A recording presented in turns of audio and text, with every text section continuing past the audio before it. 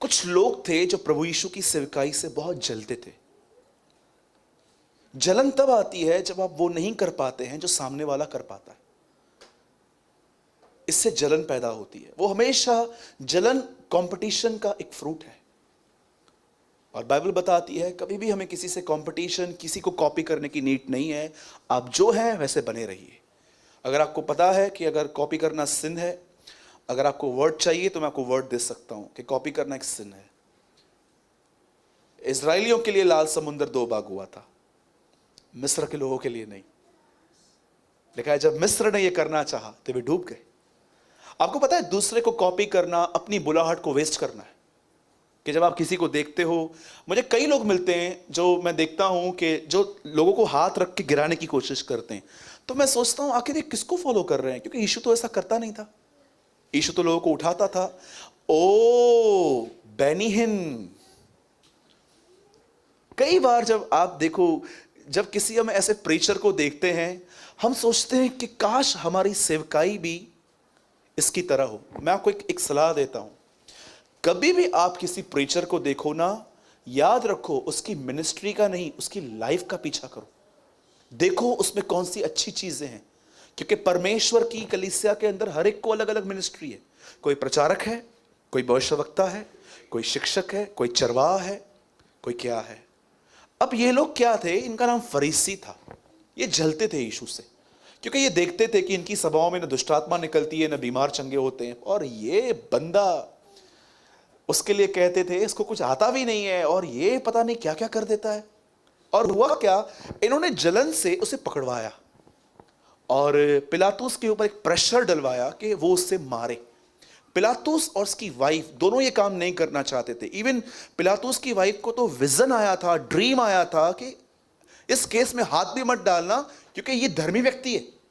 लेकिन जब लोगों ने उसको फोर्स किया, नहीं हम चाहते हैं, इवन बरब्बा को उन्होंने चूज किया। यीशु को छोड़ के उन्होंने बरब्बा चूज किया। और जब यीशु को उन्होंने हैंडओवर कर दिया पिलातुस के पास, पिलातुस ने पहले कहा कि मैं इसको कोड़े मार के छुड़वा देता हूं। उन्होंने कहा नो, क्रूसीफाई हिम, इसे मारो। क्यों? कि ये जो बोलता है ना, ये गलत बोलता है, ये हमारी रीतियों को नहीं मानता है। और जब उन्होंने देखा कि हमारा इससे भी काम नहीं होता, तो यीशु पे एक एलिगेशन ये लगा कि ये रोम को कर देने के लिए, गवर्नमेंट को टैक्स पे करने के लिए मना करता है। तब और हुआ क्या आप सब जानते हैं, जीसस वहां पर पकड़ा गया और उसे मार दिया गया। और वो उसके बाद जी उठा।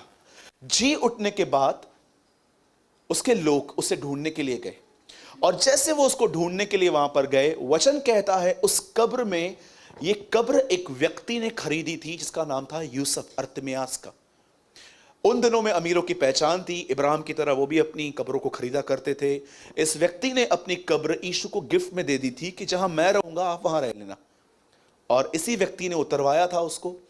और हुआ क्या, जब यीशु मुर्दों में से जिंदा हुआ, तो यीशु के साथ मिलने के लिए जो लोग गए थे, वो यीशु से नहीं, एक स्वर्गदूत से मिल गए। और स्वर्गदूत ने उन्हें कहा कि जाओ सबको बताओ, पर उसने 12 चेलों में से एक चेले का नाम लेके कहा इसको जरूर बताना, और उसका नाम था पतरस। अब मैं ये बात सोच रहा था, ऐसा क्या था पतरस के मन में कि ये मैसेज उस तक पहुंचाना बहुत जरूरी था कि वो जी उठा है। मैं आपको बताना चाहता हूं पतरस के बारे में आज कुछ। एक ऐसा व्यक्ति जो प्रभु के साथ रहकर भी कभी कभी ऐसी गलतियां करता था, फिर भी आप देखो खुदा उसके लिए क्या कर रहा है। आज का मैसेज हर एक के लिए एक उम्मीद है, एक होप है कि भले ही आप अपने लाइफ में कभी कभी अपने पास में देखो तो आपने इतने मूर्खतापूर्ण डिसीजंस लिए हैं जो आज आपके गले की हड्डी बने हुए हैं, आपको परमेश्वर इनमें से भी छुड़ाकर वहां खड़ा कर सकता है जहां वो खड़ा है। बोलिए आमीन। आइए अपना दाहिना हाथ उठाइए और कहिए प्रभु आपकी दया मेरी गलतियों से बड़ी है। मैं विश्वास करता हूं जब तक आप अपना काम मुझसे पूरा न करेंगे, आप मुझे नहीं छोड़ेंगे। आमेन आमेन। अब सुनिए, ऐसा लिखा गया है, लिखा नहीं गया है, मैं बोल रहा हूं, लिखा ऐसा गया है कि पतरस को मछलियां नहीं मिली। मैं एक चीज ऐड कर देता हूं, एक समय था जब यीशु ने पतरस की मछलियां छुपाई। आप में से कितने लोगों को यह बात पता है परमेश्वर कभी कभी हाइड एंड सीक भी खेलता है? पढ़ा है आपने शेष गीत? एक लड़की की शादी हुई, शादी की रात वो वेट कर रही थी, कुछ समय के बाद पति आएगा आएगा आएगा, उसका कोई ठिकाना ही नहीं है। रात भर वो देख रही थी, फिर चौकीदार के पास जाके कहती है, क्या तूने मेरे प्राण प्रिय को कहां देखा है? ऐसा लिखा है, क्या तूने मेरे प्राण प्रिय को देखा है? उसका पति सब देख रहा था दूर से और चेक कर रहा था, जब मैं नहीं जाता हूं तो क्या ये मुझे ढूंढने निकलती है? बिल्कुल परमेश्वर ऐसा है, कभी कभी वो छुपता है ये देखने के लिए कि क्या आप उसे अधिक खोजेंगे। एक सवाल मैं आपसे पूछना चाहता हूं, एक प्रभु के महान जन ने यह पूछा था, अगर आपका 1 रुपया गुम हो जाए उसे कितनी देर ढूंढोगे?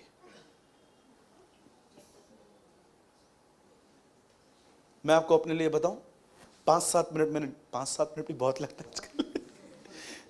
अगर आपका 1 रुपया गुम हो जाए, मैं आपको बताऊं, प्लीज मैं आपको हर्ट करने के लिए नहीं कह रहा हूं, क्योंकि पैसे भी आजकल कुछ वैल्यू हैं, हाँ वो खुदा नहीं है, पर मैं आपको कहना चाहता हूं अधिकतर लोग उसे ठीक है। अगर आपका 1 लाख गुम हो जाए तो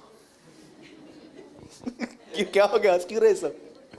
पीटर भाई, अगर आपका 1 लाख गुम हो जाए तो? ब्रदर मेरे को तो मेरी बीवी मार देगी। डोंट वरी, हमारी बहन ऐसी नहीं है। सोचो किसको पकड़े आज? 1 लाख है ही नहीं तो गुम क्या होगा? कोई तो बोलेगा ऐसा। सोचो सोचो सोचो, किसको पकड़े? चेतन भाई नहीं आए ना? आए हैं ना, शायद बाहर बैठे। ठीक है, मैं आपसे पूछ, पंकज अगर आपका 1 लाख गुम हो जाए तो? मम्मी का दे भाई।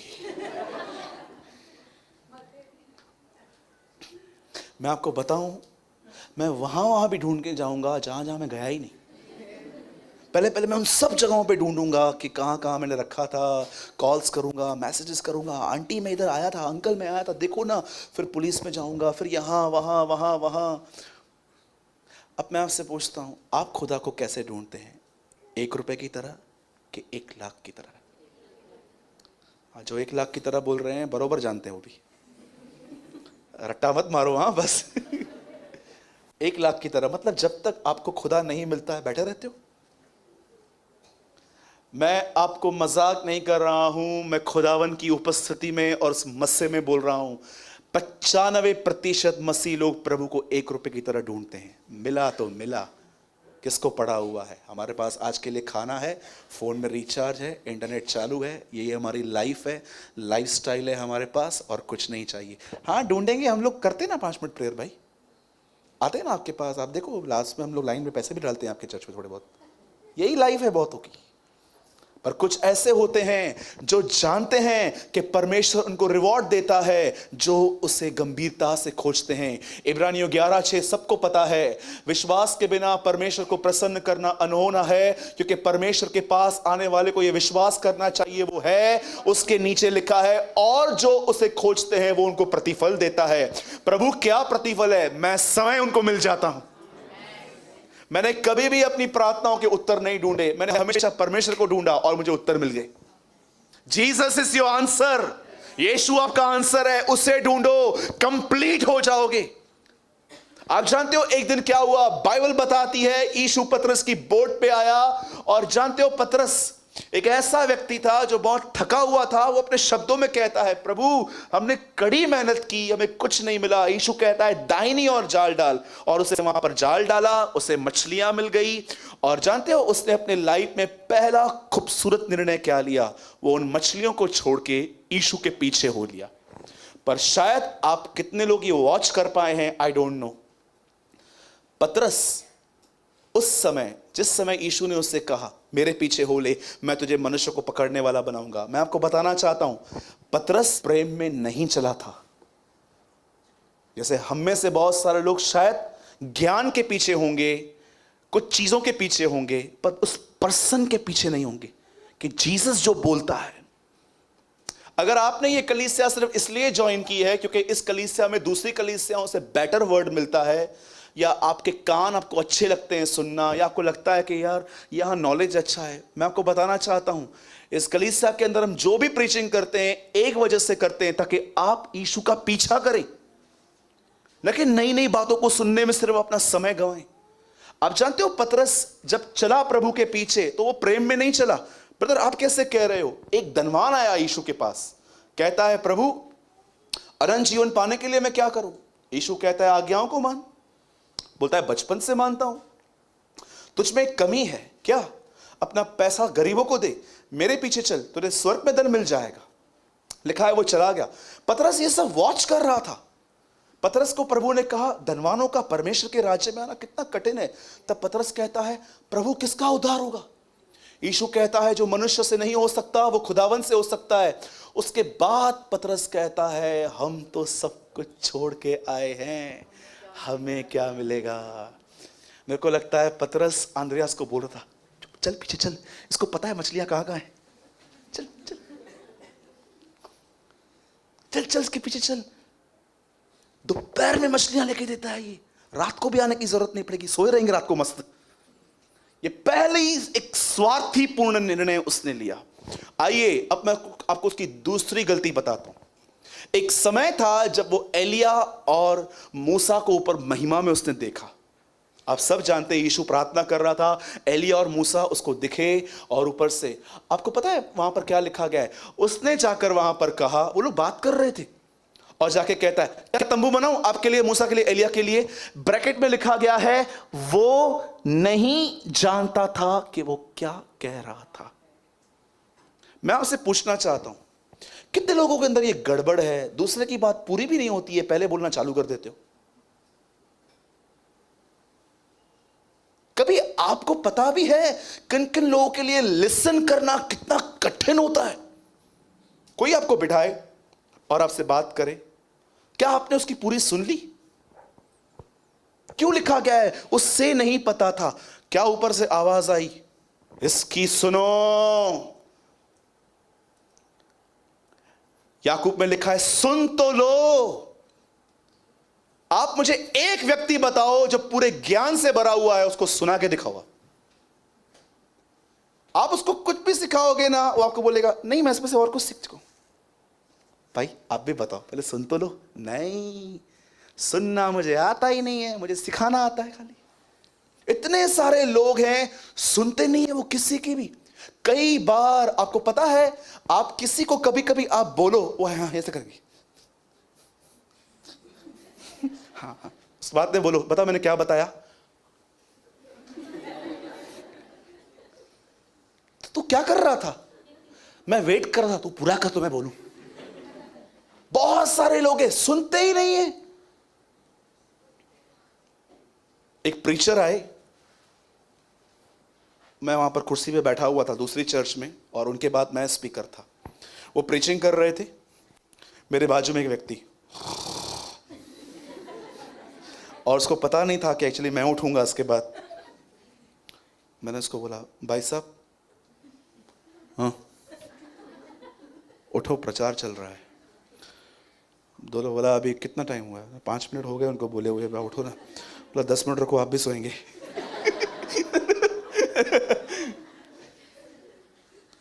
चर्चेस में लोग सोए रहते हैं आजकल। आजकल मसीहों को आराम मिलता है सवेरे से संडे मॉर्निंग इधर है, वो पूरा हफ्ता काम करते रहते इधर आके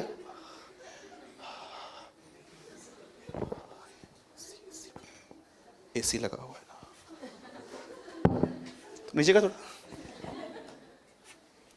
सोचो। लिखा है वो नहीं जानता था। ईश्वर परमेश्वर ने क्यों कहा इसकी सुनो। मैं आपसे पूछना चाहता हूं कितने लोगों ने सैमुएल में पढ़ा है बलिदान से उत्तम है सुनना। मनुष्य रोटी से नहीं परमेश्वर को सुनने के कारण जीवित रहते हैं। अपने अंदर लस्ट है खाली बोलना बोलना बोलना बोलना। आप कितना सुनते हो सोचो। कई बार जब आप लोगों को बोलते हो ना, सिर्फ एक शर्त में बोलते हो मुझे भी बोलना है इसलिए मैं तेरी सुन रहा हूं। ट्रस्ट मी, अधिकतर लोगों ने सुनना ही बंद कर दिया है। क्यों? क्योंकि ज्ञान ने इतना घमंड पैदा कर दिया है, मुझे उत्पत्ति से लेके मलाकी तक सब कुछ आता है, मैं क्यों सुनूंगा आपकी। मैं आपको बताना चाहता हूं अगर आपने सुनना बंद कर दिया है ना, आप वो मुझे जगाता है ताकि शिष्य के समान उसकी सुनूं। यशायाह नबी यीशु मसीह के विषय में लिखता है। और जब उसने मुझसे कहा तब मैंने उसका विरोध नहीं किया। आप बिलीव कर सकते हो, हर 3:30 पौने 4 बजे यीशु मसीह को खुदा बोलता रहा, उठ, हाँ पहाड़ पे चल। और वो बैठता था और परमेश्वर उसके कानों में कुछ बोलता था। और यीशु कहता है मैंने सुना और मैंने विरोध नहीं किया। हर 4 सवा 4 बजे खुदा उसे कहता था, तैयार रहे, वो तुझे दुष्ट आत्मा बोलने वाले हैं। तैयार रहे, वो तुझ पे थूकने वाले हैं। Yes father, I am ready. मैं उस दिन passion of the Christ movie देख रहा था, जब जीसस को ऐसे लिटाया गया कोड़ों को मारने के लिए, यीशु ऊपर देख के कहता है, father your servant is ready. आप सोचो, जिस व्यक्ति ने सुनना नहीं सीखा है लाइफ में, वो आगे कैसे जाएगा? क्यों पतरस से बीच में आके कहा, प्रभु मैं तंबू बनाऊं? परमेश्वर कहता है इसकी सुनो, मैं तुमको ऊपर इसलिए नहीं लेकर आया हूं कि तुम यहां भी बोलो। कई बार परमेश्वर आपको यहां पर इसलिए नहीं लेके आता कि खाली आप और अच्छा प्रचार करना सीखो, पर इसलिए कि आप सुनना सीखो। मरियम ने क्या किया? यीशु कहता है देखो, जो इसने चुना है मैं इसे नहीं छीनूंगा। आज मैं आपसे पूछना चाहता हूं, आइए सब यहां पर देखिए, कितना बोलते हैं, कितना सुनते हैं आप? क्या वर्ड की प्रिपरेशन करते हैं हम लोगों को बताने के लिए, 2-2 दिन से ये रेफरेंस, ये रेफरेंस, ये रेफरेंस, ये रेफरेंस, हर चीज में हम परफेक्ट बनने की कोशिश करते हैं। पर मैं आपको बोलना चाहता हूं, अगर आप एक प्रीचर हैं, कितना खुदा को सुनते हैं, कितना लोगों को सुनते हैं? मैं कभी कभी कलीसिया के लास्ट में बच्चों को अपने पास बुलाता हूं और मैं उनको बोलता हूं कैसे हो। जब वो बात करते हैं ना, मुझे इतना मजा आता है कि यार ये लोग और बोलें। ट्रस्ट मी, मैं 1 घंटा प्रचार करता हूं, ट्रस्ट मी, लेकिन मैं 23 घंटे, इवन जब मैं रात को सोता भी हूं ना, खुदा को कहता हूं, खुदा आज रात को कोई किंगडम के लिए ड्रीम दे मुझे, आज कुछ यार अपने राज्य के लिए कुछ ड्रीम देना, मुझसे सपने में भी बात करना, मुझे लिसनर बना, खाली बोलना बोलना बोलना बोलना। आपको पता है पतरस की एक गड़बड़ थी, इसलिए लिखा है बोलने में धीमे और सुनने में तत्पर बनो। सुनो, कम बोलो, सुनो बहुत। कई बार आप लोगों को सुन लोगे ना, आपको पता चलेगा वो सही बोल रहे हैं, आपकी गलती है। मैं हमेशा कहता हूं, अगर आप गलत हो तो माफी मांग लो, और अगर आप सही हो तो चिंता करने की जरूरत ही नहीं है, खुदा आपकी तरफ से बात करेगा। आमीन। पहली मिस्टेक उसने क्या की? एक स्वार्थीपूर्ण निर्णय लिया। दूसरी मिस्टेक, उसे बीच में बोलने की आदत थी। अब तीसरी मिस्टेक मैं उसको बताता हूं। यीशु मसीह प्रचार कर रहे थे, क्षमा करो क्षमा करो क्षमा करो। ये प्रचार सुन रहा था और यीशु को उसे देखता होगा, अंदर से बैठा हुआ था। कभी कभी 2 परिवार के एक लोग होते हैं ना, और सेम वचन चले गड़बड़ वाले। Thank you brother. असां तो लड़ी ना सघूं, तव्हां ही लड़ो असांजे तरफां। पतरस और अंद्रियास बैठे हुए थे। यीशु आके पतरस आके कहता है, यदि मेरा भाई गुनाह करे तो मैं कितनी बार माफ करूं? 7 बार। ये सवाल बोल के अटक गया। यीशु ने कहा 7 के 70 गुने। 7 बार डिफिकल्ट लग रहा था, अभी 7 को 70 से करो, 490। अब बताओ 490 बार कोई एक दिन में गलती करता है? तो प्रभु आप क्या बोलना चाहते हो? माफ ही करते रहो।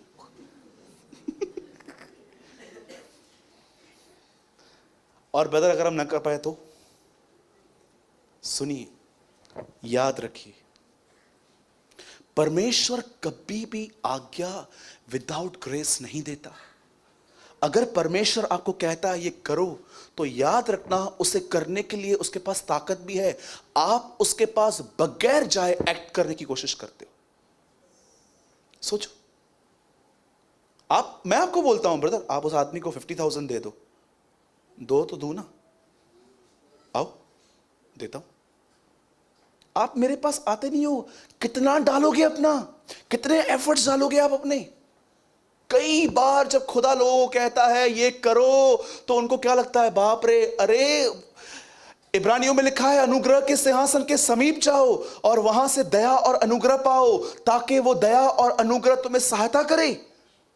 पतरस कहता है प्रभु मैं कितनी बार माफ करूं? आपको पता है पतरस अपने भाई के प्रति गड़बड़ में था। वो माफ नहीं कर पाता था। आज मैं आपसे पूछना चाहता हूं, ठीक है किसी ने आपको हार्म किया, किसी ने आपको डिच किया, किसी ने आपको हर्ट किया, आई एग्री, कुछ कुछ चीजें मस्तक से निकालना आसान नहीं होती हैं, समय लगता है। पर क्या आप उस प्रोसेस में गए हो? जैसे इजरायली 7 चक्कर मार के गए थे, क्योंकि प्रभु ने कहा था 7वें चक्कर में गिरेगी, तो 6 तो प्रोसेस थे, 6 तो मार नहीं पड़ेंगे। क्या आप इस प्रोसेस में गए हो? खुदा को क्या रोज कहते हो, प्रभु मैं नहीं कर पा रहा हूं, पर मैं आपके पास प्रतिदिन आऊंगा ताकि आप मुझे अनुग्रह दो और एक दिन मैं दिल से इन्हें आशीष दे पाऊं। सोचो, वो अनफॉरगिविंग एटीट्यूड में था।